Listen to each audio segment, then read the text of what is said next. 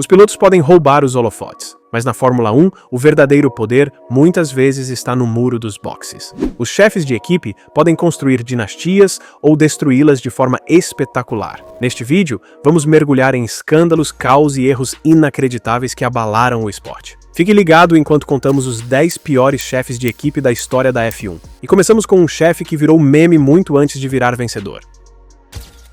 No número 10, temos Günther Steiner, o homem que transformou palavrões em marca registrada e a Haas em enredo de Netflix. Sua fama explodiu no Drive to Survive, onde seus desabafos diretos e tiradas afiadas o tornaram uma figura cult. Oh, fucking hell. You didn't think of that one, no? No, I didn't. Fãs usavam suas frases de efeito em camisetas, mesmo enquanto sua equipe permanecia enterrada no fim do grid. Por trás das risadas, a Haas afundava. Depois de um surpreendente quinto lugar em 2018, a equipe mergulhou em anos de resultados pífios. Fuck it. Get a minute. I don't need any of this fucking hell, yeah? No more Russians. I'm done with Russians until I go from this planet. Os carros mal eram desenvolvidos. O desgaste de pneus virou piada recorrente, e Gene Haas acabou admitindo que mudanças eram necessárias. As broncas públicas de Steiner contra pilotos e o fiasco do patrocínio da Rich Energy só aprofundaram o caos. Ele foi substituído em 2024, mas sua lenda vive em memes e bordões. Steiner provou que é possível se tornar uma estrela na Fórmula 1 sem vencer nada.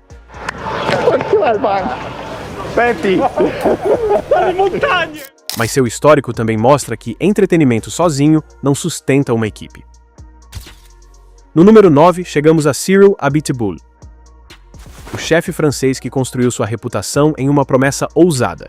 A Renault voltaria à frente em 5 anos. Ele chamava de plano, os fãs chamavam de profecia, mas no quinto ano a equipe tinha pouco a mostrar, além de alguns pódios e uma tatuagem muito famosa.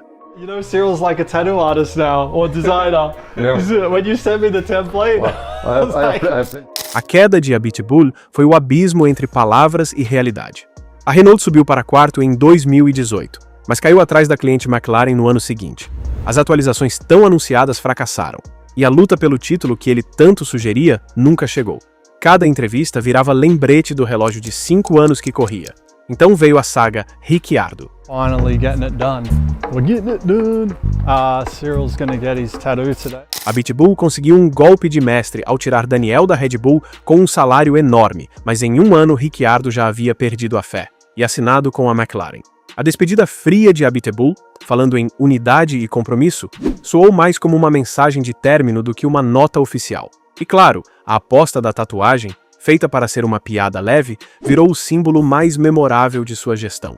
A Renault prometeu glória, entregou memes, e Abiteboul pagou com o cargo. Grandes promessas são fáceis, mas o que acontece quando até lendas perdem o controle? A próxima história mostra exatamente isso. No número 8, temos Ron Dennis, o arquiteto dos anos de glória da McLaren, destruído por uma temporada que saiu do controle. Em 2007, ele juntou Fernando Alonso com o novato Lewis Hamilton, uma dupla feita para dominar. Em vez disso, virou guerra civil. O ritmo destemido de Hamilton chocou Alonso e o conflito explodiu na Hungria quando Alonso o bloqueou no treino classificatório, deixando Dennis furioso no pit wall. Alonso mais tarde admitiu que a garagem estava cheia de atrito e culpou Dennis diretamente, dizendo que o chefe não soube controlar a situação. A rivalidade custou caro à McLaren, permitindo que Kimi Raikkonen, da Ferrari, conquistasse o título por apenas 1 ponto, mesmo com a McLaren tendo possivelmente o carro mais rápido. Enquanto os pilotos brigavam, a McLaren foi atingida pelo Spygate.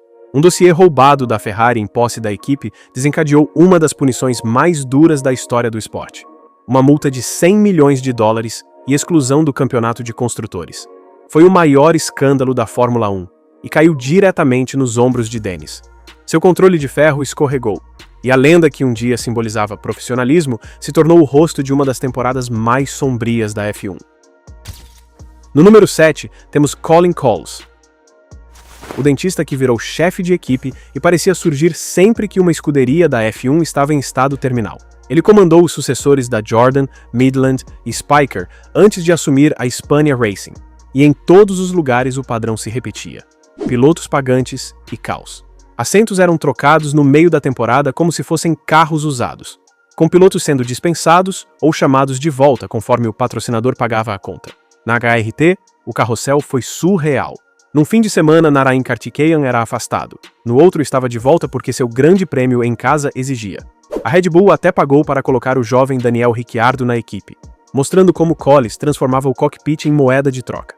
Enquanto isso, os carros eram tão mal preparados que um chegou a alinhar sem a asa dianteira, deixando os mecânicos correndo desesperados no grid. Depois, vieram as histórias mais sombrias. Collis brigou com parceiros por contas não pagas e, em 2013, foi acusado de gravar secretamente Toto Wolff e ameaçar divulgar a fita.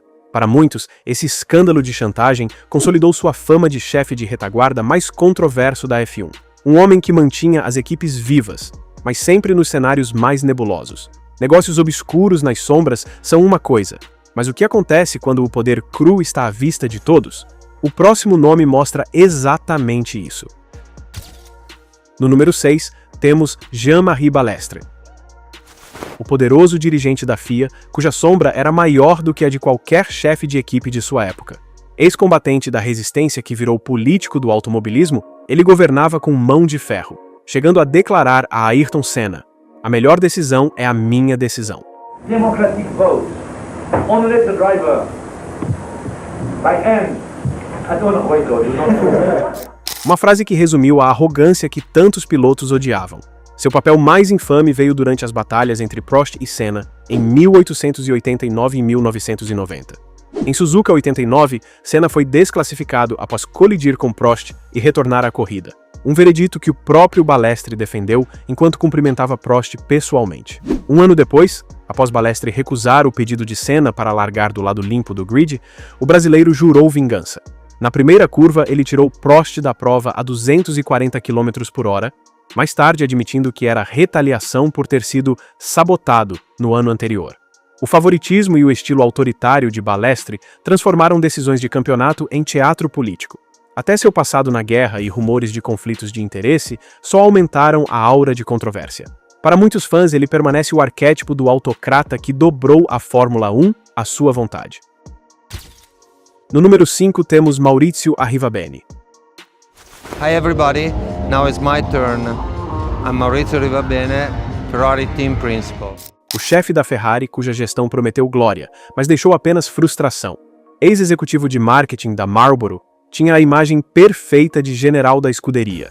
Mas seus 4 anos no comando viraram um estudo de como a pressão pode sufocar o potencial. 2017 e 2018 foram os anos decisivos. Sebastian Vettel liderava o campeonato até a metade da temporada, e a Ferrari tinha um carro capaz de enfrentar a Mercedes em ritmo puro. Mas as rachaduras apareceram. A colisão na largada de Singapura, as estratégias incompreensíveis e o erro fatal de Vettel ao rodar sozinho enquanto liderava em Hockenheim. A imprensa italiana apelidou o time de La Scuderia dei Errori, a equipe dos erros. Dentro de Maranello, as críticas cresceram. Arrivabene foi acusado de comandar pelo medo, sufocando engenheiros e se chocando com o diretor técnico Mattia Binotto. Até Vettel demonstrou frustração após a chamada desastrosa no treino de Suzuka em 2018. Em janeiro de 2019, o conselho da Ferrari decidiu trocá-lo por Binotto. O período de Arrivabene é lembrado como uma chance dourada desperdiçada. A velocidade estava lá, mas a liderança falhou. No número 3, temos Tony Fernandes, o magnata das companhias aéreas que prometeu reviver a glória da Lotus, mas deixou a F1 com a Caterham em ruínas. Ele chegou ao grid em 2010 com um discurso ousado sobre herança e ambição, prometendo trazer de volta o espírito privado do automobilismo. Mas depois de quase 100 corridas, sua equipe não conseguiu marcar sequer um ponto no campeonato. A saga do nome Lotus resumiu sua gestão. A Proton revogou sua licença. Ele reagiu na justiça. E por um ano, a F1 teve 2 equipes Lotus, confundindo fãs e patrocinadores. Em 2012, ele abandonou a marca e rebatizou como Caterham, mas a distração pouco ajudou a melhorar o ritmo dos carros. Na pista, Fernandes traçava metas ambiciosas, mas seus carros raramente ameaçavam o top 10. Em 2014, a frustração veio à tona quando ele alertou publicamente a equipe: "Entreguem resultados ou eu saio." Meses depois, vendeu a escuderia, que entrou em administração com contas não pagas e até um pedido de crowdfunding para disputar a última corrida da temporada. Fernandes entrou como sonhador, mas saiu como um exemplo de como a ambição e a dura realidade da F1 colidem. No número 2 e 1, chegamos a um duelo de desonra. Andrea Sassetti contra Flávio Briatore. Dois homens de mundos totalmente diferentes, mas que deixaram manchas na Fórmula 1 que os fãs jamais esquecerão. Um transformou sua equipe em um circo de incompetência. O outro arquitetou uma manipulação de corrida que abalou a integridade do esporte. O Andrea Moda de Sassetti foi tão vergonhoso que a FIA baniu a equipe no meio da temporada por trazer descrédito à F1. Pilotos temiam pela segurança, fornecedores não recebiam, e o próprio chefe foi preso em Spa. Sua equipe não trouxe valor, apenas constrangimento. Ele se tornou o símbolo de até onde a má gestão pode chegar. Sassetti transformou o que deveria ser o auge da Fórmula 1 em um espetáculo de circo. Seu curto reinado provou que dinheiro e ambição nada significam sem respeito pelo esporte. Até hoje, a Andrea Moda é lembrada não como uma equipe, mas como um alerta de como a incompetência e a arrogância podem destruir tudo rapidamente. Briatore, por outro lado, conquistou títulos com Schumacher e Alonso, mas sua herança está manchada pelo Crashgate. Ordenar que Nelson Piquet Jr. batesse de propósito em Singapura 2008 foi calculado, perigoso e classificado pela FIA como sem precedentes em gravidade. Diferente da farsa de Sassetti, a corrupção de Briatore colocou vidas em risco e destruiu a confiança no esporte. Em 1994, a era Schumacher na Benetton já vinha envolta em polêmica. Investigadores encontraram códigos ocultos de controle de tração no software e sistemas de reabastecimento tão agressivamente modificados que provocaram uma bola de fogo nos boxes com o carro de Jos Verstappen. Briatore minimizou, mas a suspeita permaneceu, enquanto rivais sussurravam sobre vantagens ilegais. Avançando para 2008 em Singapura, o infame plano do Crashgate se revelou. Piquet Jr. foi instruído a bater deliberadamente, garantindo a vitória de Fernando Alonso. O resultado foi fabricado, arriscou vidas, e quando o escândalo estourou em 2009, a FIA chamou de sem precedentes em seriedade. Briatore foi banido vitaliciamente antes de reverter a punição na justiça. Em 2010, o banimento foi anulado, e em 2024 Briatore voltou como conselheiro executivo da Alpine. Será que seu retorno vai redimi-lo das sombras do passado ou apenas confirmar sua corrupção? Então, quem é o pior de todos?